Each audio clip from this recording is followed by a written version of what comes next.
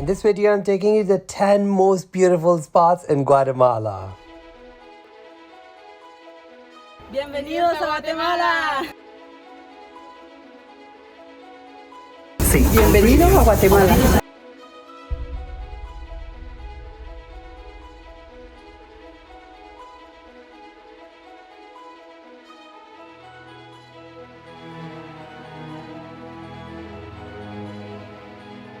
Welcome to Guatemala!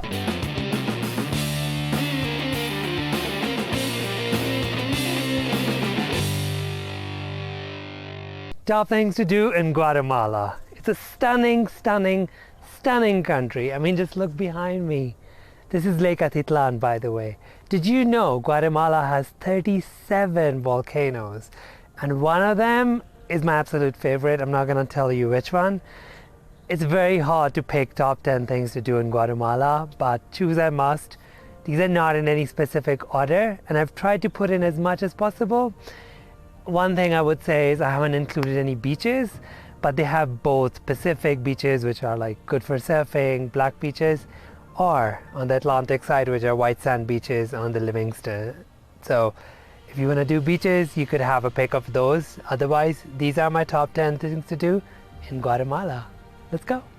On number 10 is Yaxha National Park, and yes, this is how you pronounce it. While Tikal gets all the publicity, this is really underrated, and I definitely recommend visiting Yaxha National Park.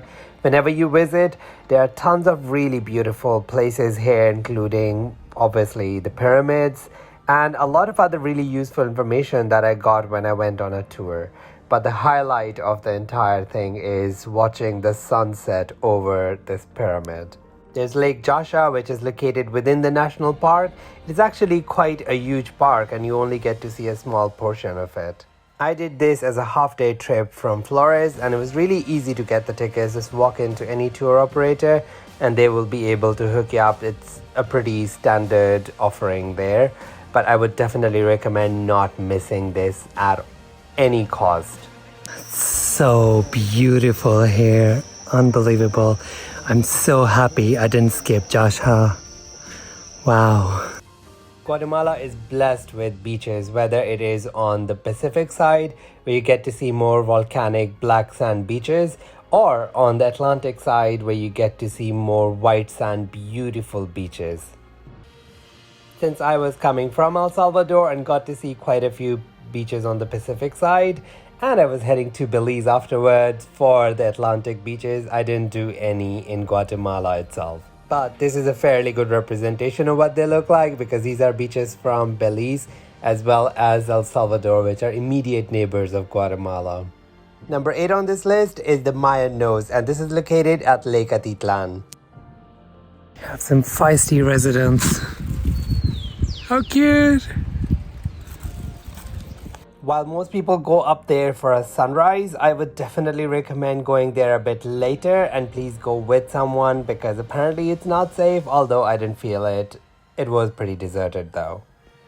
It's a relatively small, easy hike, and the view from up there is absolutely magical. You get to see all these different towns and villages from up there and the entirety of Lake Atitlan. This is one place you definitely don't want to miss when you get to Guatemala. And a little tip, take some food with you and enjoy it, because most people go there for the sunrise, so there's no one and you can have a blast on your own. Hit that subscribe button so I can bring you some more beautiful travel destinations every week. Number 7 on the list is Chichicastenango. It's a market town, and the market happens every Thursday. I did this as a half-day trip from Atitlan, and I would definitely recommend booking your shuttle here, because getting here on public transport is a little bit difficult. The entire market is a treasure trove, whether it comes to beautiful fabric, whether you want to buy some souvenirs, great food, exploring some local fruits, or whether you just want to see people out and about doing their normal lives. I would also recommend visiting the main church and checking out the ceremonies there, but please be respectful and don't film anything, because it's considered really disrespectful. One more thing, do not miss the cemetery. It is one of the most beautiful, colorful cemeteries I've ever been to. And if you're lucky, you also get to see some Mayan ceremonies in there. Next on this list is Flores, which is a beautiful city located really close to all the Mayan attractions. The old part of the town is located on a small island which is surrounded by Lake Piten Itza, and if you want to go to the mainland, there's a small bridge for that. Flores is really colorful and it's quite fun walking around exploring different parts of this little island, and it's a fairly touristy town, so you'll also get to see a lot of tour operators selling tours for Yaxha or for Tikal. Another really fun thing to do is go to Mirador de Canek and check the sunset there because you can see the entire island. It also gives you a chance to enjoy a boat ride on the lake. Number 5 on this list is the unbelievably beautiful Semuc Champey. So Semuc Champey, from what I understood, means a river that disappears under a mirage. So these pools are on top of a river that disappears, like you can see it if you walk to the very far end. I'll show you. And then it comes out on the other side, and these pools are just something that sits on top. Quite a marvelous place. But there's nowhere here to sit or chill, so you can just swim. There are lockers, and then I guess you can't stay here for too long for that reason, so I'm gonna do the same. Needless to say, it's an absolutely beautiful place, but what I really liked is how close it is to nature, and most of the forest around is completely untouched.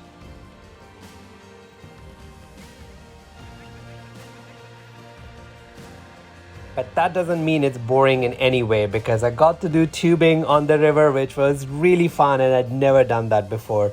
We also got to explore a cave, and just walking around is so much fun. This place really is magical. Number 4 on this list is the crowning jewel of Guatemala, Tikal. Tikal is located on quite a big area, and seeing some of these absolutely gigantic pyramids is real eye-opener. I mean, you can see them in videos and pictures, but you don't understand the magnitude until you stand in front of them. I got to stay in Tikal National Park, and I would definitely recommend it because we saw some beautiful sunrise and sunsets, and it's just too big for a day trip.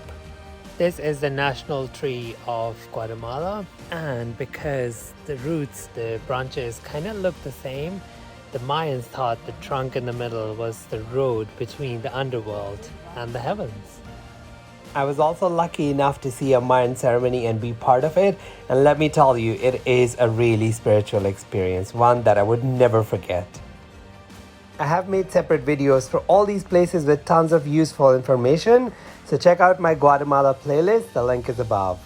How could I forget Lake Atitlan? It is absolutely magical, and you get to feel this energy when you're there. I swear I've never felt that anywhere else. There are 11 towns and villages located around this lake with 3 beautiful volcanoes, and you get to pick the kind of vibe you want. If you want more spiritual yoga place, it's San Marcos. If you want more convenience, it's Panajachel. Or if you want to party, it's San Pedro. The thing that I enjoyed the most on this lake are the sunsets. They are absolutely gorgeous, and because it's located on higher altitude, there's always play with clouds, which is my favorite. I would definitely recommend going between different towns and villages so you get different vibes, and it's quite easy because they have a really good boat service. Number 2 on my list is the most beautiful town in Central America, Antigua Guatemala. Located in the highlands, this used to be the capital of Guatemala. There is a lot of colonial architecture around, and the streets are still cobbled, so it gives you that beautiful feeling of walking in a historical town. You're never far from a volcano in Guatemala, and Antigua has its own protector, Volcan Agua, which you can see pretty much from everywhere in the city. I would also highly recommend walking into a few buildings so you get to see the amazing courtyards.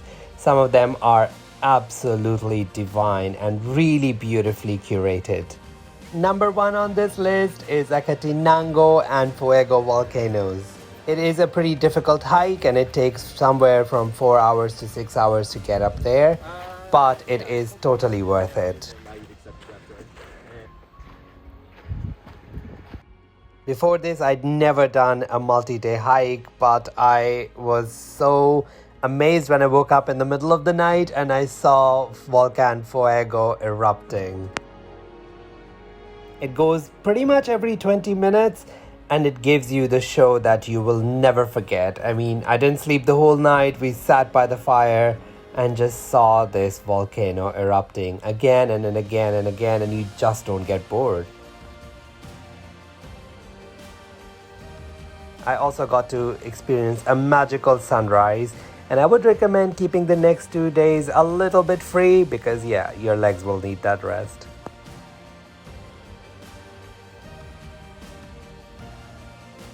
So what do you think of these top 10 places in Guatemala? Did you like them? Do let me know in comments what I've missed, so when I go next time, I can hit those spots and make those videos for you. This is Brown Boy Travels, and I hope you really liked this video. If you did, please do like, subscribe, and comment, and let me know some amazing destinations in your country. I would love to come. I will see you guys in the next video. Until then, you have an amazing day ahead. Mwah.